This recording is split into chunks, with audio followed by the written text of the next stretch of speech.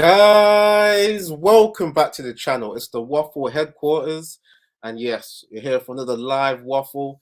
Going to be looking at the big game between Man United and the pests that are Brighton, trying to be a big team right now. Got a few guests with me, but before I bring them on, please get with the policy, and that is to hit the like button on the premise that the video will be good. 2,000 likes, 3,000 likes. Hit the like button. Hit the like button. I know you like watching. That's it, man. Hit that like button. It's free. You know what I mean? It says it in the bottom right as well. And if you don't, you can feel guilty. Yeah. And I'm going to get John Fury to make you feel even more guilty. You ought to be ashamed of yourselves, you political bastards! Anyway, our first guest is Mick Ruby. Hello! How are you doing, sir? Please plug the channel at the start of the stream. What are you repping? Well, I love your intro, to be honest. Big fan. But, you know, with the waffles, you need to put the cream on top, definitely. And the cherry on top. And that is tomorrow, FA Cup, mate. So happy. This is the first time I'm on your show. Lovely to see you again, Eddie. Hope you have a good debut, my friend. But yeah. Yeah, I had some barbecue. I had some, you know, we had nice weather, sunny, 18 degrees, you know, dusted out the barbecue, invited the parents over, put some slab on the barbie, mate. And yeah, you know, fed and happy pretty much. And then, of course, City. You put some slab on the barbecue, yeah. I hope you're not talking about Maguire.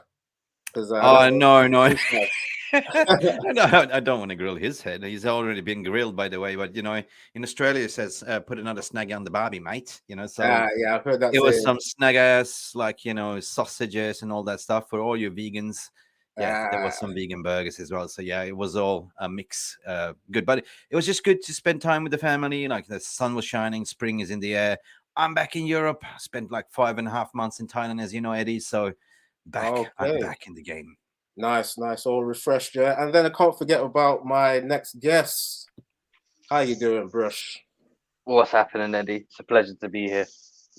Good. I think it's your debut as well. 2 debuts. So hoping for some good performances. Yeah, we've been training hard for this, Brush, haven't we? Let's go. I'm going to see who's here with the comments. Aaron is in here. I think he's retweeted the stream. Thank you for that, man. I think I made you a mod. For anyone that's going to get in, keep them in line, Mr. Aaron. Thanks for getting in here. And yeah, we've seen the first semi-final be played. Man City, they were always going to beat Sheffield United. I mean, come on. Sheffield United, I think they're second in the championship. They're doing well, but come on, Man City, going for the treble, that they were never going to slip up. And I was watching the game earlier. I caught half of it. And I'm going to come to you guys. I'm going to come to Brush. I think Brush has watched the highlights. For me, Man City weren't looking that good. I mean, yeah, literally, I only saw the highlights today, mate. I mean, I figured it would be a foregone conclusion. Judging by what I saw and the scoreline, it pretty much was. They didn't really have to get out of second gear, to be honest. Yeah, they didn't. From what I was seeing in the first half, especially, they kind of seemed like they were going back to, you know, when there was the talk of whether Man City looked really like on point with their system with Haaland. They kind of looked like they were overthinking. They were doing a lot of, like, they did the high press. That's what they always do. But when they were getting to, like, you know, getting Walker overlapping, he wasn't getting the ball straight away into Haaland. Haaland was making runs, and then he had to stop his run. And then Grealish, you know how Grealish on the left, he kind of, he doesn't really stretch the fullback. He has to come inside and pass the ball. I saw Haaland making runs and have to keep stopping again because Grealish was doing that. So it's like, I think it was, they had to rely on a penalty.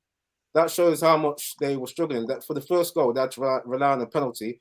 And yeah, for me, that shows that Man City, they don't look formidable because I think they struggled. I think they struggled against Sheffield United. Yeah, I'm sorry, Brush, but to say, like, you know, Mahrez scored a hat trick, as you know, I saw the highlights as well.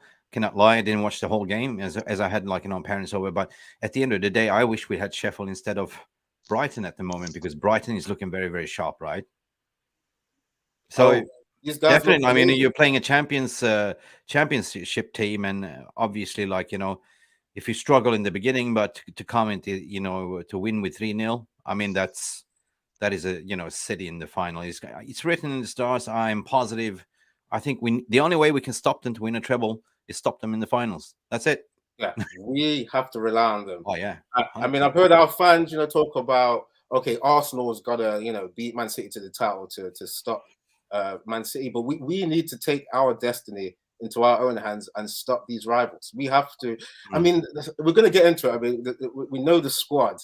Our squad is running on fumes right now.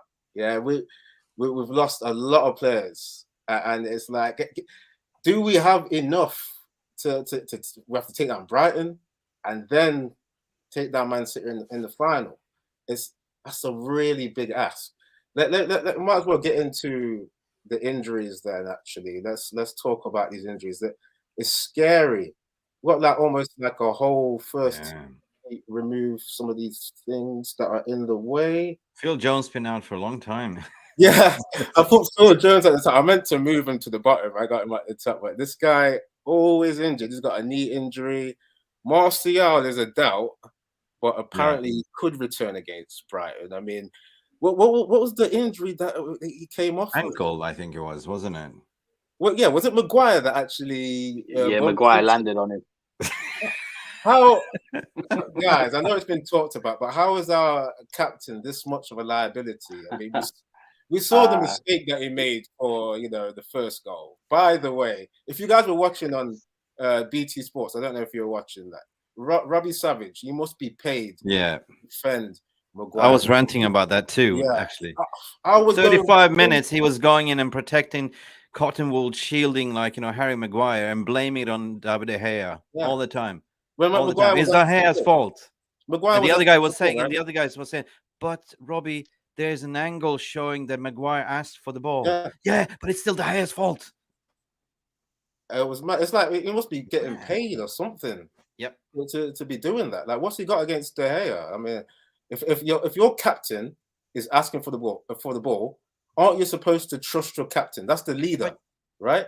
I have a theory. You know what it is? It's that British press and media protecting the British players. Like, we've seen it time and time and over again. Like, everyone is protecting Kane. Nobody's as soon as it's De Gea or any foreign players, they get the blame. Like Martial get a stick, everyone gets a stick, but nobody's talking about the British players. They're protected. It's the privilege, man, and it's privilege. Yeah, it's gonna hurt these teams in the long run, because if you want your teams to win, it's got to be about merit, not about favoritism. We know this. So going forward, surely this privilege thing is gonna die off. It has to, especially if Man United are going to go forward. We can't have Harry Maguire leading us. We've just I've said in previous waffles, Maguire is going to be the first defender to make expected mistakes as a stat. Because for him, he's guaranteed a mistake per game. He's just accident prone. I mean, it's sad. It's sad, Eddie, because the Harry Maguire that I know from the Leicester, it was like, the prime Harry Maguire when he was playing there. Yeah. The Harry Maguire that puts his shirt on from England for the Three Lions is a different Harry Maguire. But as soon as he gets into Manchester United, he's hot potato, hot potato, hot potato. The confidence is not there, and you can clearly see the broken communication whenever Harry Maguire is playing. The broken communication between him and De Gea, it's non-existent, right? De Gea don't trust him. They don't trust each other. They don't communicate. Simple as that, right? It's like kind of a love-hate relationship. Like, I passed the ball to you, and you can clearly see that he tried to pass the ball back to De Gea. Who does that when you have three players swarming around you, right? Obviously. It's not the first time. Brush, I mean, have you got any thoughts on that as well? Because I was going to say, Maguire's discrepancy is down to the systems. We can see that we want to do high press at Man United, and at England, they want to do kind of low block, which it suits Maguire more. Yeah, listen, he's fourth choice. So, that tells you everything you need to know, really. It's just a case of, we haven't got anyone else at the moment, which is why we're relying on him till the end of the season. There's no doubt in my mind that in summer we'll probably move on. And it'll probably be best for both parties, because this isn't a nice situation for him either, the constant criticism and the scrutiny that's coming his way. And we've discussed this many times before already. I think maybe the weight of the badge is a bit too much for him. Obviously, the captaincy as well. So yeah, I think it's best that we part ways. Regarding the incident the other night, I did think both of them were to blame. Obviously, the captain calling for it with no sense of awareness, with 3 players around him, I thought was crazy. At the same time, the keeper does have a view of who's around him, so and Maguire, that he's not good under pressure or with the ball at his feet. It's not like passing out to Lisandro Martinez, who can confidently, go around 1 or 2 and make that pass. Did you see that clip again? I think it was who was it against? There was a clip anyway where De Gea. It was that he saw him. Yeah, he saw him coming, but he didn't. So he turned around and passed it out instead. So that the one where Martinez had to take on like 2 defenders to get out of a 3-man press. I've seen that one, and the other one mentioned was basically where De Gea opted against passing out to Maguire and just put the ball out instead. Put it on. Maybe that was funny. So calamity of errors there for me. It's calamity, man. We've got to get past this, but I've got to go give a few more shout outs to people in the comments. Jarvis Cocker, big up to you for getting in here. Matthew Bassett, he's saying, who do you replace Maguire with? Easy. I mean, I rather ship out Maguire, keep Lindelof, as a 3rd choice centre back or 4th choice. But we need to go to the market and get another one, right? Eric Bailey, he's not alone. Will he come back? I like Eric Bailey. Cannot lie. Yeah. I like that.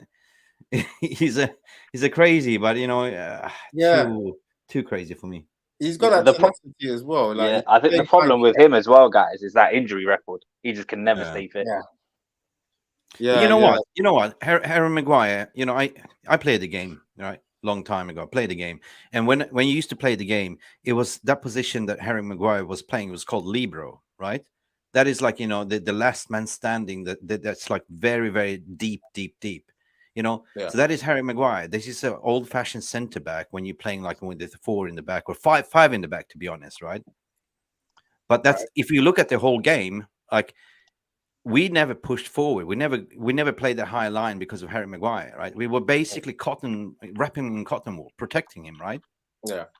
So I don't know. Do we need to go to the market? Oh, for sure. I mean, it's like what Ralph was saying last season. Open heart surgery is still needed. I mean, I know we've bought in the likes of Eriksen, Martinez, other people that they spent 200 million. We've got Anthony, but it's like you can still see when we get injuries, it's basically back to Ole's team of last season. That's why you see us still playing counter. But let's be fair. Let's be fair, Let's be fair, Eddie. Eriksen. I mean, the players that's on this list, right? Some of them they've been there for what? It's in Mourinho as well. You know what I mean? And even Phil Jones going back to what? Sir Alex days, right? Yeah. So basically, Erik ten Hag came in with a blank piece of canvas. He assessed the whole situation. He started to paint this picture. He slapped some, yellow, green, black, everything, mix it up together. He saw what was sticking, what was not sticking, and finally, the other day, he saw what was not sticking on the Picasso. So I see a massive overhaul in the summer, basically, So it's not his squad. So fair enough. And he's done what he can with this squad, and obviously he's not going to slag the players in front of the press. That's not his style. Yeah, right? That's the thing. He likes to keep the morale up. Yeah, players that he's still got, and then behind the scenes, he will be trying to make changes. Keep it in house. So obviously, he's saying, Harry's part of my future. Harry's part of my plan. Martial is part of my plan. He's a good player. Blah blah blah. But backstage, what's going on in Erik ten Hag's mind? We know that he doesn't have patience. Right? Yeah. I just hope he follows through with it and gets enough power to do that, because we saw with Jose when he wasn't able to get his centre backs that he wanted to get in. Yeah, but he threw Bailly and Lindelof under the bus, and we could see mentally. But that was under the old stewardship, like under Ed Woodward and stuff like that. So barring that, we get new ownership. Are we trusting John Murtough and Fletcher? Well, here's what we get to take into consideration, lads, as well. We are under final stages in getting a new ownership in, right? So if the new ownerships come, rest assured that anything above Ten Hag, right, that layer is going to go, right? We're talking about the old Glazer area, like, Woodward's, all the mate. Woodward is gone, but Woodward is still consulting, right? Richard Arnold, Merton, all that, because that was like mates race jobs, right? This got to go, basically. So when a new owner comes in, they will keep the football operational side, and they will look at, these people has to go, and bring in their own. They will bring in best in class, and I hope to God they do it. Okay, yeah. Let's get into what team will think will start, because we've seen the injuries there. Donny van der Beek, he's not been there for ages. Garnacho, Tom Heaton as well. I mean, he's not even been playing, but he's out. Scissor tackles on Donny, scissor tackle on Garnacho. There was scissor tackles on. Geez, they have to do something about the scissor tackles, mate. Yeah. They got to clamp down on that, man. I was going to say, Tom Heaton is not available, right? So it's like maybe De Gea will be starting. I'm going to bring up the team that I've from the last game, but it's like, might it be time for like a Butland to get? I mean, this is a big game for Butland to come into, though. But if De Gea can't be making them mistakes, though, like against Brighton, so we'll just get finished. Like, would it be harsh to? But Butland is such an unknown quantity, though, Eddie. No one's seen him in ages. Yeah, that's the thing. Let's bring up this team here. So De Gea must be experienced enough then to get back to being level-headed and just doing better than what he did. Because it almost seemed like when he couldn't do that, the sweeper keeper thing, he lost confidence to even make the clutch saves that he would do. Because remember the second goal from the against Sevilla, the second goal that Sevilla, the shoulder goal, like it looked like De Gea should have been able to recover, to move his feet and save that. I don't know if that's a bit harsh, but it looks. I think he looked mentally disturbed. Something was disturbing him. Like, I don't know why, but something was really off with the whole team, to be honest. The whole vibe. It wasn't Manchester United that we were watching, Absolutely. Yeah. Anthony looked like the only one that had any sort of fight in him. 100%. Right. I've actually got Jarvis Cocker coming on right now. He's actually going to talk a bit about Brighton too, because I do actually need a bit more information on them. So bring you on, my friend. How you doing? Yeah, big up, Eddie. Big up. Can you hear me okay? Can hear you, man. Yeah, good. Thanks for coming on. I bought a new mic today, so I'm not sure if it's working. So this is the first time I use it. Nah, you sound all right. Hey. Yeah, it sounded good. But yeah, we're gonna... Jarvis. Big up, guys. Cheers. But we're gonna go through the Man United team before we go to Brighton. So Martial might be coming back and you might recover. I mean, we've seen Ten Hag. He's kind of wrapped the guy in cotton wool. He's not, in certain games he's maybe played an hour or 20 minutes. So if he's got like an injury again, we may see him on the bench. I don't know. What do you guys think? Do you think that Martial starts, or maybe we see Weghorst? Jarvis, you're the new one that came in, so yeah, go on. We passed the karaoke mic to you. If Martial's fit, 100% he will start, because he's way beyond Weghorst when it comes to goal threat and all that. Weghorst, he can do a job, but he can't score goals. He's useless in front of goal. So against a team like Brighton, and a big Wembley pitch, because Weghorst, he can't move. So if we're going to use him, Jarvis, real quickly, Jarvis. Like people have said, Weghorst is good at pressing, but like, what good is pressing if you're that slow? Like, by the time he's got to a player, he's passed the ball away. Well, he's good at pressing Ten Hag shorts, I guess. Well, it is what it is. Weghorst, he came on loan from. He was the only player we could have at the time. So it's understandable. He came and he, to be fair, he did a good job for the first 3 to 4 or 5 games. But then he gassed out because he played more minutes at a high level now in since January than he have done in all of his career. So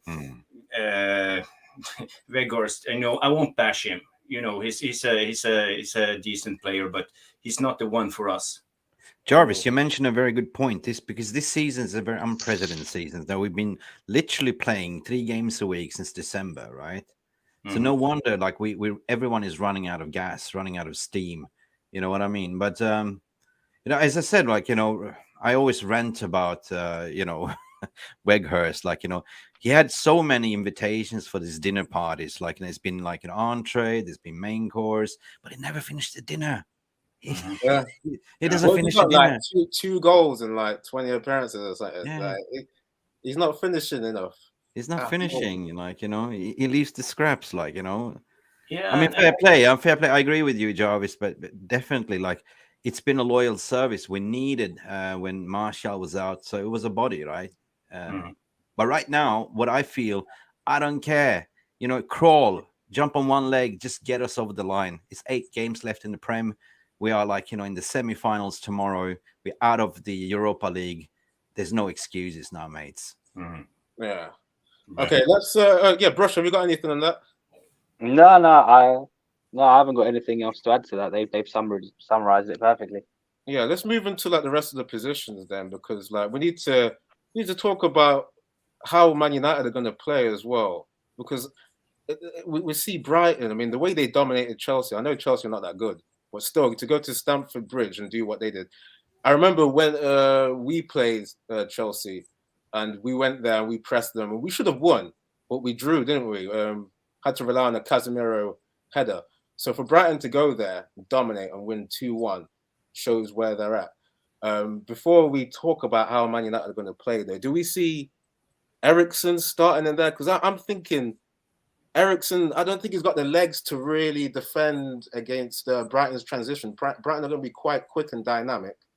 And I think we're going to need Fred. Do we see Fred coming in there? Or do you reckon it's going to be, the midfield that we see on the screen now, Eriksen, Casemiro, and Fernandes? I think... Nick, you go ahead. I think Eriksen will be starting on the bench, to be honest. I see Casemiro. I mean, by the way, that midfield that you have is the original midfield that we, were dominating before Eriksen went off injured, right? That was the perfect midfield. That was that little mini Bermuda Triangle with the tiki-taka football with Anthony Martial linking up the play. We had Rashford on the left and Anthony on the right. So, yeah, but, Eriksen... He looked a little bit leggy, all due respect, just came back from an injury, from a scissor tackle injury, ankle injury. So I see him starting on the bench and to be utilized as a weapon in the second half. Who will we have instead of... That would be good, actually, for when Brighton get a bit tired, maybe. Then you bring on an Eriksen to start working them long passes. Yeah. But I see more of a Sabitzer, Casemiro, and Bruno, 100%. What do you think, bro? Because Sabitzer is more press resistant as well, in that midfield as well. Christian Eriksen we saw he didn't track back. He was a little bit leggy. I mean, that was kind of a little bit of a reason why that midfield against the second leg in Sevilla was wide open, It was wide open. Yeah. Oh, yeah, I was going to come to you, Brush. But before I do, people in the comments, I don't want to forget you guys. Please get in who you think will start. Okay, we'll talk about whether Martial and Weghorst will start. Getting your thoughts on that. Getting your thoughts on whether Eriksen or Fred should be starting there. And yeah, we're going to talk about the defense in a bit. But what do you think, Brush, on the midfield? Personally, I would like to see the energy of Fred for a game like tomorrow. But we've seen from Ten Hag that he doesn't really make too many changes, especially after defeats. He likes to keep faith in those players and let them go again. So I think I'm expecting to see minimal changes, to be honest. Okay. But there's one minimum change you need to do. It's number 5, Harry Maguire, because he's suspended. Though, so he's suspended. So yeah, let's come to that then. Jarvis. I mean, we're running low on centre backs. We saw the injuries. Varane and Martinez is out, right? The tag team champions, that have been defending well.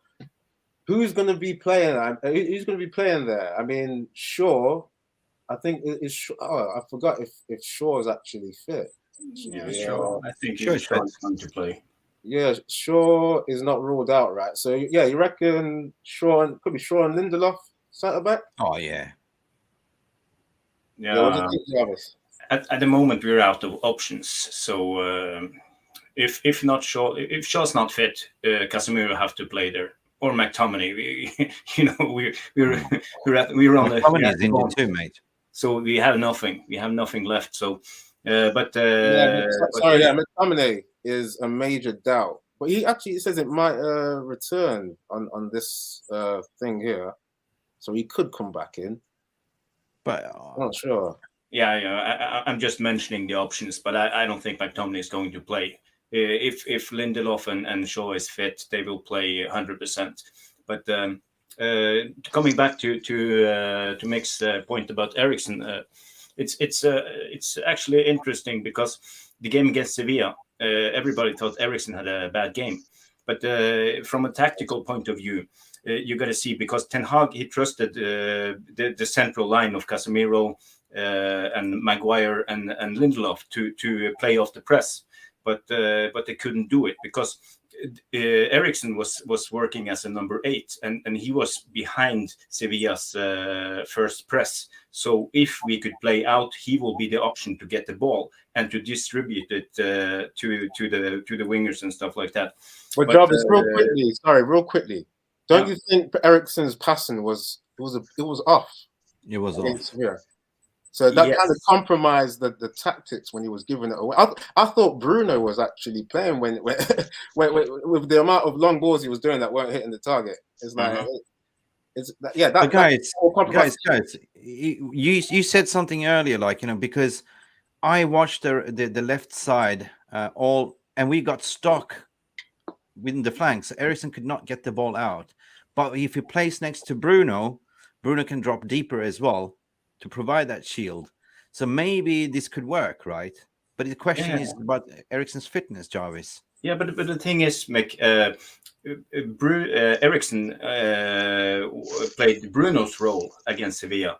Yeah, but he that's did. Not Eriksen's role. Eriksen is the deep lying playmaker. He want to go drop deep and swivel with the ball and give it to Bruno, so Bruno can do the distribution of the ball offensively. But it didn't happen against Sevilla. So it's Eriksen, he have his weaknesses. He's a great player. I like him. He's like a little maestro. The other game in the Premier League when he was playing, he was brilliant. He was providing Bruno with perfect passes, so Bruno got the 1 or 2 extra seconds, and Bruno was on fire that game. So Eriksen, if he's fit, I would like him to play. Yeah, I retract what I'm saying. I like this Eddie. I like this formation to stick this mini triangle, because Brighton would then have 2 players to worry about in terms of Eriksen and Bruno, right, in the midfield. Yeah. Casemiro is Casemiro. It's Casemiro, Yeah, man. You shall not pass. Well, it wasn't class against Sevilla, but yeah, in general, Casemiro. But one player cannot shield the whole midfield and the back line. He did what he could, but then he was just too afraid to be sent off. Like, he got a 1 yellow card, so I think he played a little bit of a caution. Well, yeah, you've gone into the next part that I want to talk about, like, which is like how Man United are going to play. I want to come to Brush in a bit, but before I do, just want to honor some of the comments. Matthew Bassett saying his team is De Gea, Wan-Bissaka, Lindelof, and Shaw. Yes, I agree with that. Malacia, Malacia coming in after, I really hated that mistake he made against Sevilla in the first leg.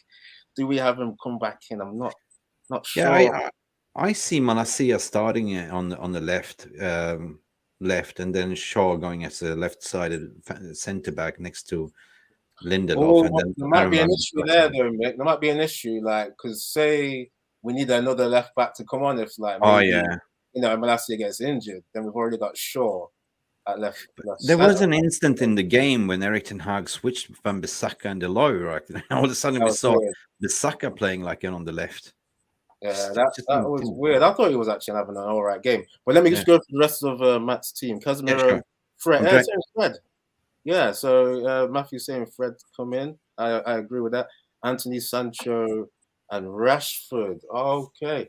Rashford on top, Rashford could come back. I would like to see him come in as well, because obviously best player on the team, isn't it? With the best scoring record. We need the goals. Matthew was also asking, was Shaw on the bench against Sevilla? He did come on, didn't he? In the second half. So I don't know if someone's did he come off with an injury in that one as well? Forgot. Yeah, he had a slight knock that he picked up. All right. Hopefully he recovers though. But on the injury list, he's not there, so I think it might be just a minor injury then. Brush, how do you think we're going to play then? Because Mick was alluding to, the formation we're seeing here. We could have, our number 8s go forward in the channels, which would mean we're going to press. Brush, are we going to press Brighton, or do you think we might be too tired? We might listen, it's a very quick turnaround from the Sevilla game. I expect us to go in there somewhat cautious and try to keep it tight. That right-hand side, I think, is pivotal. It has to be Anthony and Wan-Bissaka on that side. There's going to be a very busy day for them to deal with Mitoma and Estupiñán, both very good at going forward. And also McAllister in the midfield. But so that right-hand side, their left-hand side worries me. So it has to be Anthony and Wan-Bissaka there for me. Bruno coming back is huge. Oh, yeah. With Rashford and Shaw, my concern is, are we rushing them back from injury too soon? So that's my concern with them. With Shaw, I think we kind of have to, because there's no other choice really. With Rashford, I'll probably assess it and take our time. It depends who's fit out of him or Martial. I think Erik ten Hag will not. I think he would roll the dice here, to be honest, Brush. I think this is a semi-final. As I said, play in one leg, get over the line. So I think he will start Rashford 100%. I'm not sure, Nick, because it's coming the reason why I'm saying that. Let me finish my dinner. Let me finish my dinner. Yeah. The reason why I'm saying this, because if I assessed he came in the second half against Sevilla, right, just to get a couple of minutes on the belt, right. So yeah, I mean, the only question mark is under Anthony Martial that limped off. So we could see a formation of Rashford in the middle as number 9, and then you see Sancho and Anthony, right? I don't know. It's so hard to pick Erik ten Hag's mind, because so many times we sit here and done those live pre-match and never got it right. To be honest, it's not clear and obvious. I mean, he likes to go with a strong team a lot. He doesn't really rotate that much. I think the most that he's rotated is against West Ham in the quarterfinals, where there was about 6 changes, and we did struggle in that game. West Ham were doing all right, and we had to allow moments like we've been doing a lot recently. Can we rule out Weghorst to start? Of course. I really don't want to see Weghorst, man. I'm sorry, but we've got to have a guy that scores, man. That can actually make the runs where it's dynamic, and you can control it and can just be dangerous. He's not a dangerous forward, man. One thing we cannot afford is a slow start, a similar slow start we had at Sevilla in second half. We never got off this first gear. Yeah. So I see Ten Hag going very strong, pedal to the metal first half, try to kill off the game, 1-0 down, 1-0, 2-0. And in second half, we might see some changes, right? So I think he will go, Okay, Matthew's saying, I want Mitoma and McAllister and Caicedo at Old Trafford. Oh, yeah, good shout. I don't think they allow all of them players to go. That's pretty much. I dread to think how much they would cost, Matthew. Yeah, McAllister was linked to us. The latest report that I read. But listen, there's so much money in the Premier League now. The thing is, none of these clubs have to sell, really. The fact that a club like Brighton could afford to turn down a £70 million offer for Salcido in January says it all, really. Wow. So how much do you think would Mitoma go for? In today's market, Eddie, I would dread to think, considering Mudryk went for what, 88 million to Chelsea. Yeah. Oh, what a madness! And he doesn't even seem like he's got the raw talent. 90 million was it? 90 million euros. That was mad. Yeah, absolutely mad. From the Ukrainian league, without exactly, and a 7 years contract as well. Yeah. So that's mad. When you consider the fees as well for Sancho and Anthony, you'd have to put Mitoma up there. Yeah. So Jarvis, how do you think we're going to play then? Do you think we're going to press with this team, or maybe counter-attack against Brighton. What are your thoughts on that? Yeah, okay. First of all, we got to understand how De Zerbi plays, because he has a very particular style of setting up his team, because he's possession-based, but he's also counter-attacking. He plays in a very special style. It's a little bit Italian and some other mix. I'm not sure if it's from his time at the Ukraine or what is the Italian team, Sassuolo, or what's it called? Is this he's from? What did you say? Say again. Is it Sassuolo? Is that the team? Yeah. That's where he was at before Shakhtar. So you gotta bear with me on my pronunciation on this couple of words. Cool. He plays a counter-attack style and transition. So the thing is, they have two center backs that are very ball-playing center backs, and they have the goalkeeper Sanchez. And they are all brilliant with the ball in their feet, and they have no problem breaking the lines with good passes. So the thing that De Zerbi does, he lures the press in. The center backs will get the ball, especially the young English guy. Levi Kowal. It's really good. And I think Webster is injured and Welshman is injured. So Levy Kowal. Let me bring up the injuries here right now. I don't know if you guys can see that. Lallana, Ferguson, Veltman, Colville, Steele, Saramento, and Wepper and Lamptey are out. Actually, it says Ferguson is being currently assessed. So is Veltman. Well, anyway, it says potential return for these guys is pretty much. Yeah, I think it was a hamstring injury as well for Veltman, so I suspect he'll probably be out. Yeah. For Veltman, saying for possibly coming back for next month on the 4th. Ferguson next month on the 4th as well. Lallana next month. I think it's only Colville that may come back, because he said he might. Yeah, Colville is the guy. He's a young English center back, and the thing he do, they play in between themselves, and they invite pressure, because they lure the opposition in. So you will see him getting the ball, and he will just stand there and put his foot on the ball and just wait. And that's a signal, because they play and he does that, and they lure them in. And when the press comes, he will break the line to one of the central midfielders. But Caicedo and McAllister, they play in a pivot, and when the signal goes, they are marked, but they shift, so they get free, and he will get the ball and pass it through, and then they're breaking the line. It's very simple and it's very easy, but it's super effective how they do it. So if you pay attention in the game tomorrow, you will see they will do this all the time. And they break the first line of pressure all the time. So that's why they are so good, because they are drilled in patterns all the time. De Zerbi, he's a brilliant manager, and he's probably going to bigger clubs in a couple of years. But at the moment, he's doing magic at Brighton.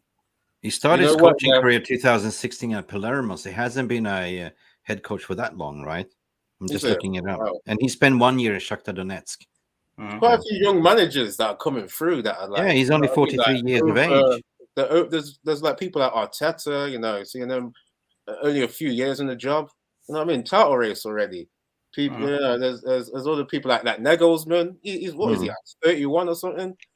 He's 36, I believe, but still, it's ridiculously young for what he's achieved in the game. Yeah, but Solly March is also the leading goal scorer for Brighton at the moment as well. He's the leading goal scorer this season. Right. Okay. Let's actually talk about who might start, because this team is from the Chelsea game, but obviously Ferguson, I don't think he's going to be playing. So maybe I think Welbeck is the guy that will come in and start there. Danny Welbeck. Should we be worried about Welbeck? I think he did score against us at Old Trafford, did he not? Did he score? When we lost 2-1. When we lost 2-1 at Old Trafford, who was the scorers? I can actually check. Bear with me. That's a big drop from Ferguson to Welbeck, in my opinion. Ferguson is still earning his stripes, though. Welbeck's got more experience, but yeah, Ferguson's got could more. Could you see us going for Ferguson in the transfer window as a striker? I want some more experience up top, to be honest. I mean, if another striker came in with him, like if we got Kane and a Ferguson, you know what I mean? Ferguson could be learning from Kane, who would burn out after a few years. And then, Ferguson would be ready in a few years, wouldn't he? To be a star. Funny enough, I think we have shown some interest in him, but because he's still trying to establish himself, I think it's likely that he'll probably sign a new contract at Brighton. Right, okay. Oh, yeah, I was just checking the previous game against Brighton. So it was actually Pascal Gross with a double. Welbeck got an assist as well. So, no, it could be a little bit afraid of Welbeck linking up with some players for goals. And if they do that counter-attack that Jarvis was talking about, it could be like, because Welbeck's good at making those runs in behind. And all the things we praise Weghorst for already. All the things we praise Weghorst for, Welbeck does, and he does it better. Yeah, because he's just a lot faster, isn't he? And that's a big thing. In terms of his control, I think Welbeck's a little bit clumsy sometimes. I think Weghorst is also slightly. I think it comes with that height as well, doesn't it? He just looks like Bambi on ice sometimes. Yeah, exactly. It kind of reminds me, like, remember Emil Heskey back in the day? Yeah. A little bit like that. Like, he would fall over his feet from time to time, but he can get a goal on the odd occasion. So looking at the team, Welbeck probably be up front. Pascal Gross is out. Their midfield is sick. Their midfield, Pascal Gross. Gross is out, isn't he? Is he? No. Gross is playing, but he's probably playing right back or left back. Right. Okay. So they'll be good in there. Playing right back, Pascal Gross. But when they attack, they play the 3-1-3-3 formation. So he's doing the Zichenko thing in Arsenal. You see how he does it. Yeah, Pascal Gross will go up in the midfield and be an extra. The hybrid. Yeah. Right. Does anyone think that Enciso may start? This guy that got that amazing, it's definitely going to be goal of the month. That goal against Chelsea, which was top corner. Like, did we see him actually? You might come in and start. I'm not sure. The young Paraguayan kid. Yeah. I think he plays as a forward, though. But where would he? They could possibly play him up front or. I see Mitoma and Solly March being the danger men on the wing. Definitely, we need to stop them. So therefore, it's so important who we start, and that's why I say we need to start Wan-Bissaka against Mitoma, right? Yeah, 100% we need. But Wan-Bissaka has got to do what he did against San Maximum when you reduced that guy to San Minimum. He's got to be doing the slide tackles, all of that kind of stuff, man. Like, I don't wish injury on players, but and Solly March, I still like to see a Malacia on a Solly March, because Malacia is like a pit bull on a bone, right? On a leg. So I like to see. Cut out those mistakes though. He's got to work on his focus. That's the thing though. But that's going to come with age, So let's get into our predictions then for the score. People in the comments, thanks for sticking with us. Please get in your score predictions and please keep hitting that like. So for me, I think because we know we've had such a mad turnaround of games. I reckon we might actually respect Brighton. I reckon we might sit a bit deep and try and counter them. I think we might actually try and do what De Zerbi is doing. Like, because Jarvis was saying, his team likes to lure people in and then hit them on the counter. So it's like, I don't know, maybe Ten Hag sees that and tries to, make De Zerbi do something else by, imitating that kind of thing. I'm not sure, but because the team's kind of tired, I reckon we'll do a bit more countering because like Brighton are going to be more fresh. So I think it's going to be a close game. Just bear with me. I'm not sure about the prediction. I could see it going to extra time as well. So I'm thinking maybe 1-1 in normal time, and I'm sorry, guys. I see it the other way around. I think we're going to lose some viewership right now, but I think Brighton are going to sneak it 2-1 extra time. Sorry, guys. No. Can I jump in there? I think it's going to be 2-1 to Manchester United. And the reason per se, you might argue that away form is a woeful, right? But this is Wembley. We already went to Wembley. We actually won a trophy. The Serbia, has he actually played any cup finals? Does he have any experience? This is his first FA Cup final as well. Have Brighton been in an FA Cup final? Nah, we already got that over the line. And it's a neutral ground, to be honest. And this is a test where boys are meant to be men, right? And I think that, after every defeat that we had, our boys seems to be bouncing back. And that's the Erik ten Hag, bold is best, right? He's obviously taken out the biggest hairdryer he could taken out from his locker and shaping an image of himself, and that is bold. To be honest, I think it's going to be a tight game, but Ten Hag is furious. He wants this another trophy. I think he's going to go 2-1 Manchester United. Hell, I even go with Mick Ruby special 3-1 United. That's it. That's a confident prediction, man. I mean, you gotta Manchester United. I know it's good to be positive, but then realism comes into the game as well. I'm a realist. You're realist as well. Realist. It's like we're going to be demoralized from that last game, which was in our hands to go through in the Europa League. That's going to be on their minds. You see, I'm a realist, but I'm a Patriot Red, so for me, it's embedded in my culture that never say die mentality, right? So, yeah, we got pumped. We respond every time we lost, 7-0 or 4-1, or I'm not going to mention those, but we had a response. We went on a winning streak, and that is the pattern. But the thing is, we got them injuries. We saw them. It's almost a team's worth of injuries we got. So yeah, can we still bounce back? The physio's probably standing there with the bag full of cortisone, just injecting. Go run. Loads of morphine, just ready to try and inject on these guys, man. But yeah, Brush, what you're saying, man? Are you? I'm not confident at all, but I am going 2-1 United. But it's more heart than head. Oh. Honestly, they've got the form as well. Even the game against Tottenham, I think they were robbed. But like Mick mentioned, listen, this is the time for boys to step up to the table and become men. This is when we see what the mentality is about, see what these lot are made of. Yeah, it's like that song where Boys to Men, End of the Road. They've got to step up, man. I mean, people like Sancho have got to step up to be a man now, because he's been slacking. Yeah, listen, pressure makes diamonds, as they say, and we're gonna see. Yeah. We're gonna see if that's possible with this group of players. Yeah, there's a saying how long is a piece of string? There's basically patience needs to run out. So Sancho needs to step up. There's a lot of players that needs to step up to the plate. Tomorrow is a big game, right? Yeah. This is where boys are shaped to men, right? And we will have leaders on the pitch like Bruno is back, Casemiro. Come on, there's no Maguire on the pitch. De Gea is going to be prime De Gea. I'm confident. Let's see, Jarvis. What kind of level are you on, man? Are you confident? Well, I've been analyzing the Brighton team, and they look really good. So I'm not very confident, to be honest. But we have one thing, two players that has to be on the A game tomorrow, and that's Bruno and that's Rashford. Pascal Gross is the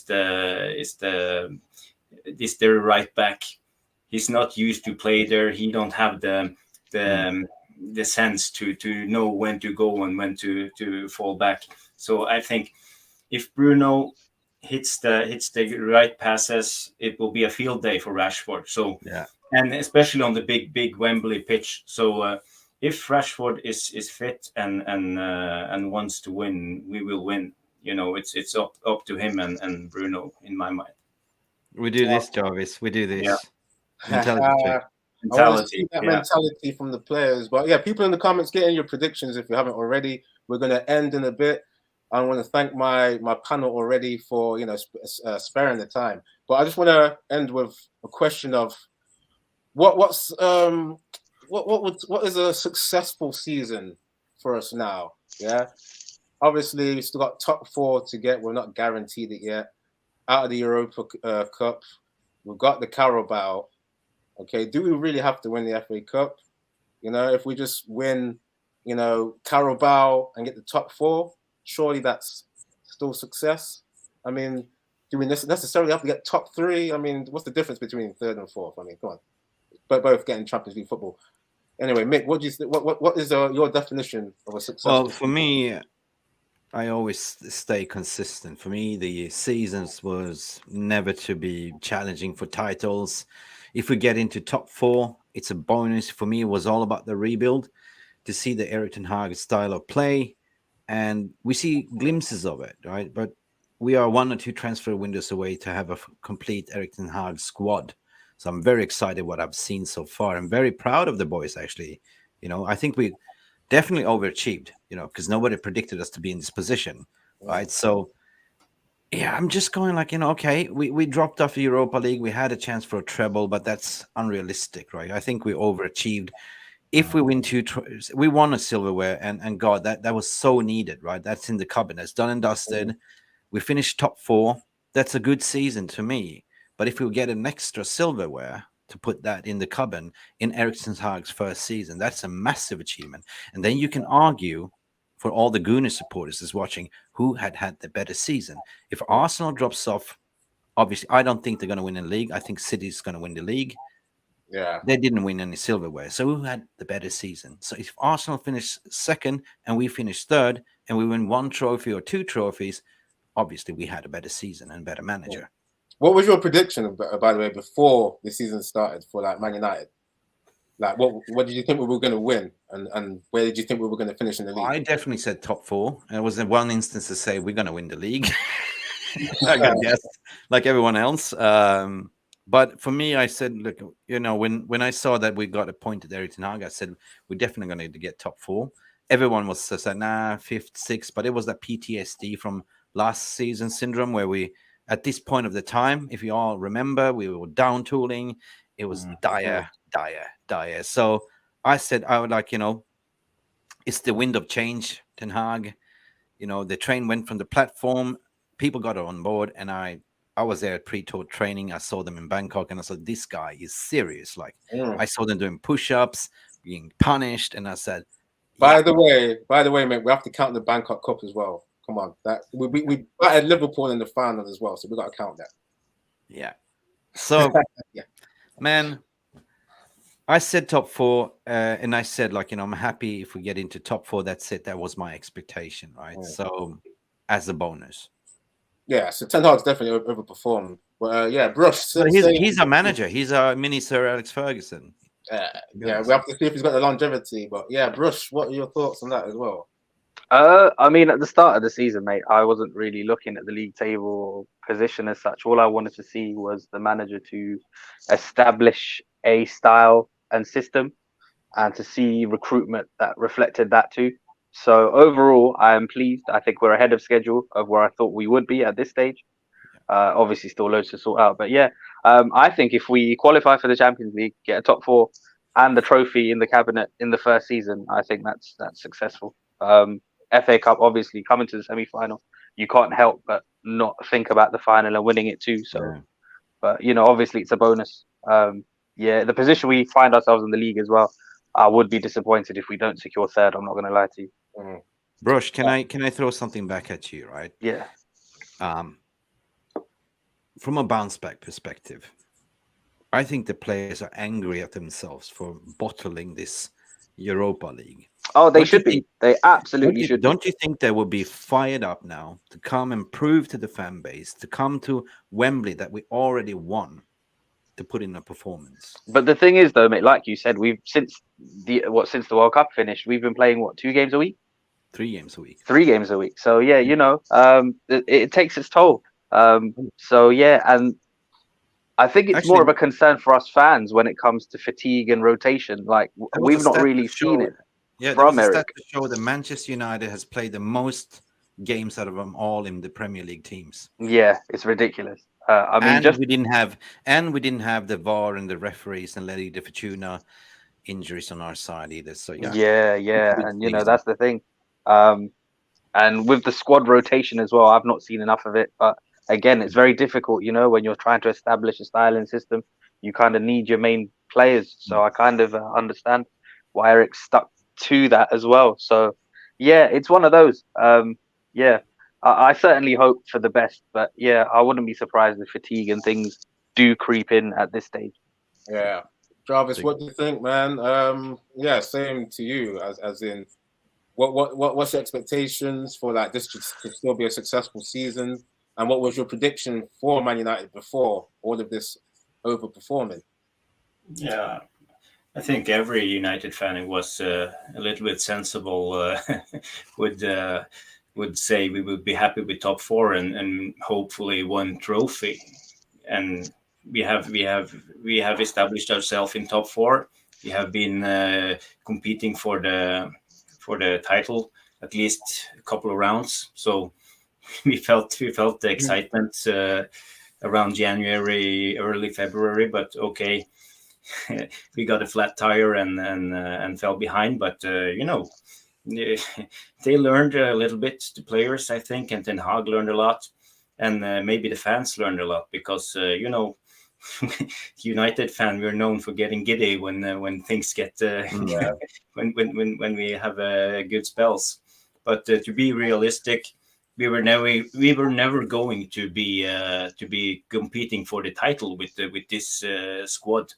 No. We know our deficiencies in the squad, and Ten Hag, he has been brilliant on the transfer market. He have had the 4 to 5 players that has come in and done a brilliant job. But we're still left with the mess from the Glazers and the early managers and bad transfer policies. So it will take time. We won't challenge for the title for at least 2 seasons, but maybe 3 to be realistic. And we gotta keep that in mind. So and keep it real because. We get giddy and football is passion and everything, but in the end of the day we got to keep it real. And this summer, if we had a perfect transfer window, okay, Martial needs to go because of his injury record. Weghorst is going back from loan.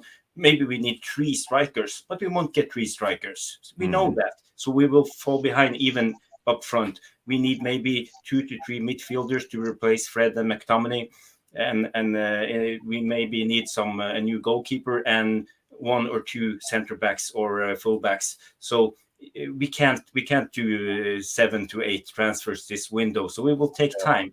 And we gotta be realistic. Real quickly though, I really hope these new owners come in, because those guys that we're trying to get rid of, especially like Martial, he's on overblown wages. This has been the issue of like trying to offload these players. There's a lack of interest to pay those wages. So it's like you got. That's going to be the struggle in the summer as well, Eddie, because he's sat on 250 grand a week, and with his injury record, who's going to want to go near that? Yeah, that's the thing. That hopefully, we can have a board. Like there's got to be new appointments that can somehow work it where they're getting these players to take pay cuts or whatever. I don't know how it's going to be negotiated. Maybe you have to release a few players.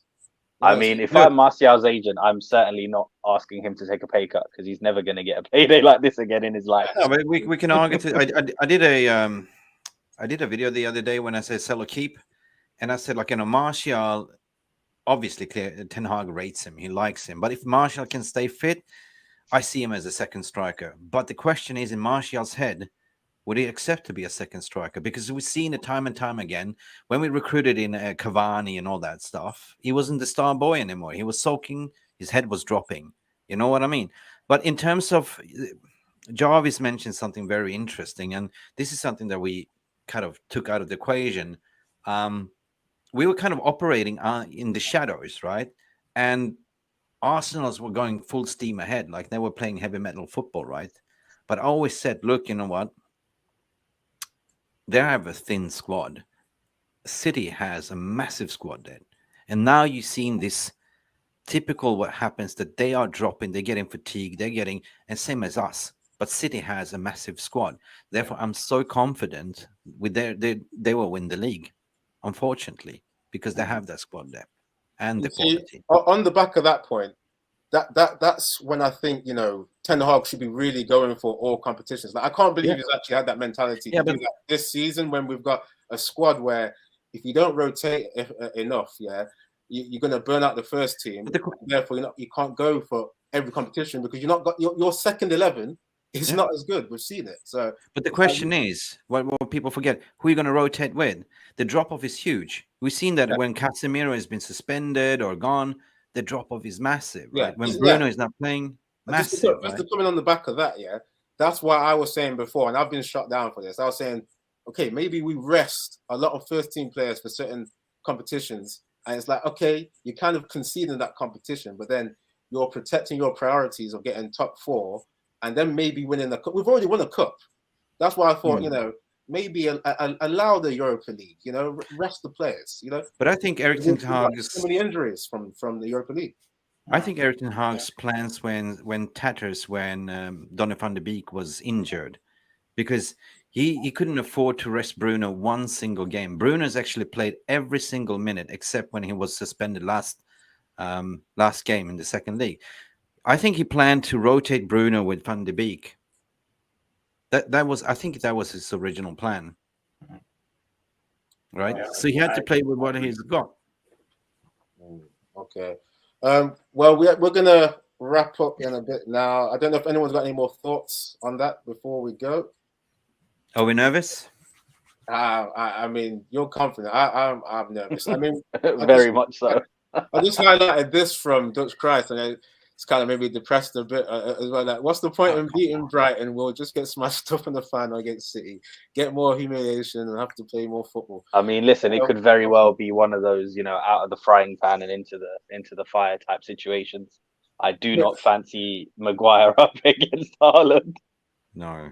I mean, if we get to the final, at least, you know, if we're losing, we get the runners-up medal. I'm just trying to be positive, guys. I know no one cares about a runners-up medal, but it's something.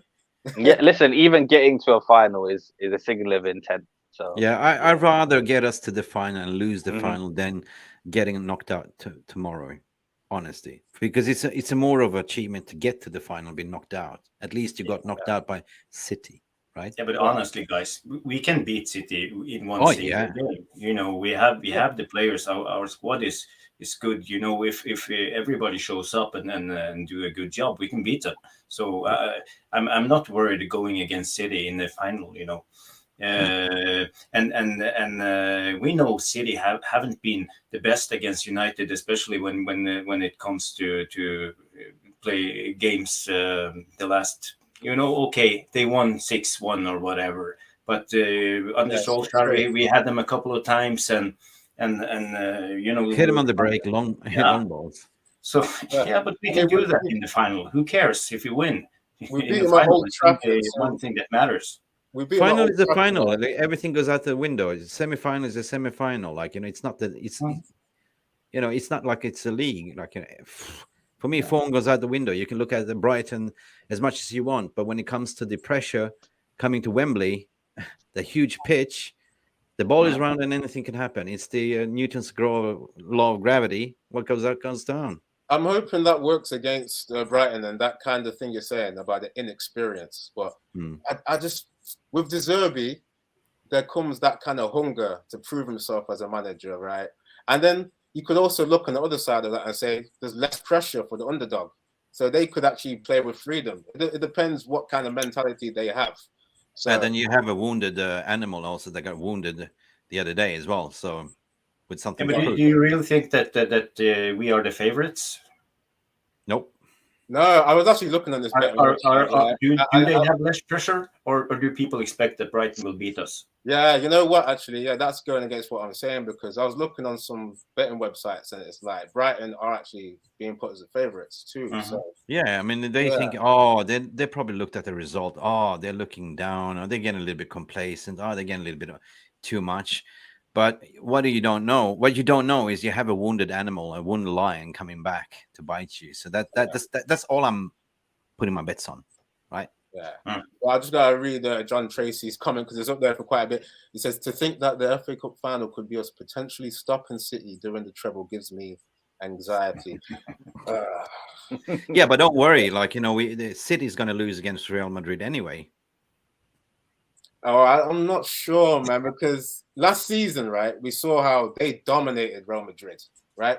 It's just that but this is Real Madrid. They didn't focus for the last few minutes in the second That's time. the thing. This is Real Madrid.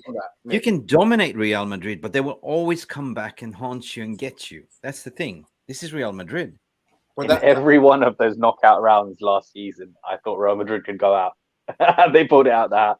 Yeah. Well, I don't see them doing that again. They rode their luck and like Renard and Courtois quite a bit to do like them kind of De Gea saves. Like he was just bailing them out. They've been having the footballing gods on their side, man. To be honest. But I can have that 2 seasons in a row. That's the thing. That's especially now with Haaland as well. Absolute cyborg. Yep. Yeah.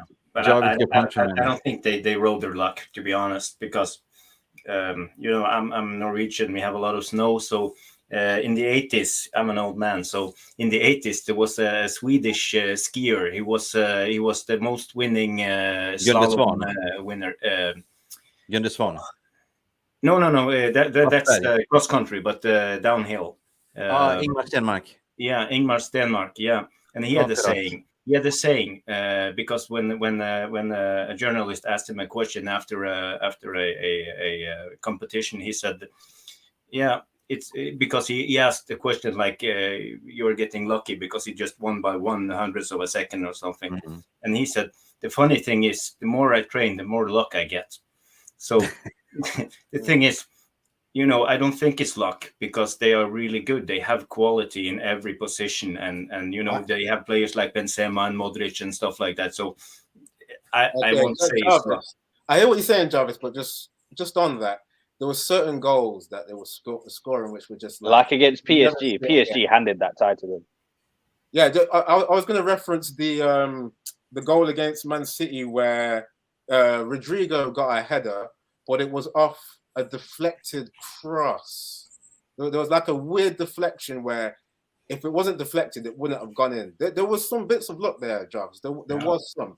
So I just don't think they're going to have enough. Funny you mentioned this Denmark guy because I met him in the ski slopes, right? He's the most shy guy ever, but what a winning mentality. I raced in the same race, but it was an amateur race because he was one of the charity. Yeah. So cool. I met him. I skied the slopes. Nice. Norwegians, you're so good at cross country anyway. You were dominating. Yeah, that's even boring now because even the Norwegian people don't want to watch cross country anymore. They're gonna win anyway, yeah. Because we have like triple 10 Norwegian on the podium. But that's what I don't want City to be like. Nah, they're gonna win again. Nah, I don't want again. Yeah, somebody's gonna stop City. Well, I just gotta go back to this. Yeah. We have to take our destiny into our hands, and we have to be the guys to stop them winning the treble. We can't rely on Arsenal to do it because we've seen them drawing 3 games in a row. They've not beat Man City in 11 games, so I don't see them going to the Etihad and doing anything. We have to get to the final somehow on the fumes that we're on. Got to get to the final and stop them winning this treble. But anyway, we're going to wrap up there. Yeah, Mick, Ruby, thanks for sparing the time. Where can people find you, lad? You can find me before you say we can find me. We had a little bit of injury crisis today. Obviously, our brother Botswana Puppy. I don't know what happened. I think he pulled a hamstring and didn't show up, to the game. But if you're listening, Puppy, take care. We'll see you tomorrow, man. Guys, you can find me on MUFC Realist TV YouTube channel. We do the analysis. We do the post-match. We don't do the watch-alongs because I love to watch the game. We do the Call a Spade with Jay Daly, myself, and many other people, including Botswana Papi. And on Twitter, the same. You can find me under Mick Ruby. Just search for Mick Ruby. You will pop up. And that's about it. I have Instagram. I don't use it. I just installed TikTok. I don't understand it. But I don't even use that as well, man. I saw like lip syncing on there. I was like, what is this? I don't understand this. But sometimes you see me on Man United Agenda. It's a collaboration. And Eddie, you've been on my show as well. So just watch out. Cool. And Brush. Where have you not brought up have you not made a YouTube channel yet? It's like you're overdue. Nah, it's not really my thing, Eddie. The people can find me on Twitter at Brushy87, and outside of that, I just kind of float around streams, either in comments or occasionally on the odd pod. Cool. Thanks for coming on, bro. And Jarvis Cocker, where can people find you, mate? Yeah, you can find me on Twitter. It's Bowley77. So I'm an old guy, 77. So you do the math, and you can find me on the therapy. Well, you're 77 years of age. I was about to ask. I presume it's usually 77. Like, I got you there. Yeah. Mm-hmm. Well, you can find me on the Therapy Army, Nuruddin's channel, Mr. Structure. So I'm a regular at his show, so you can look me up there. Cool. And I'm recently starting at the weekly Armchair Sports, so I'm going to do a couple of shows on that channel too. So yeah. Well, thanks to everyone for sparing the time. I just got to give a shout out to people in the comments before we log out. Dutch Christ, John Tracy, Matthew Bassett. Yeah, I was going to see Jarvis Cocker. You actually came on the show after you were in the comments. So obviously, another shout out to you. Aaron as well in the comments for keeping watching the like count and retweeting. Thanks to you as well. So yeah, we're going to see what happens in the semi-final. Hopefully, I'm wrong. And hopefully, people like Realist and Brush are correct. Hopefully, we'll see a win. We're going to see what happens. Anyway, hit the like, subscribe, and obviously check out my panels link as well. We're going to see what happens. All right. Well, peace. Yeah. Peace. Take care.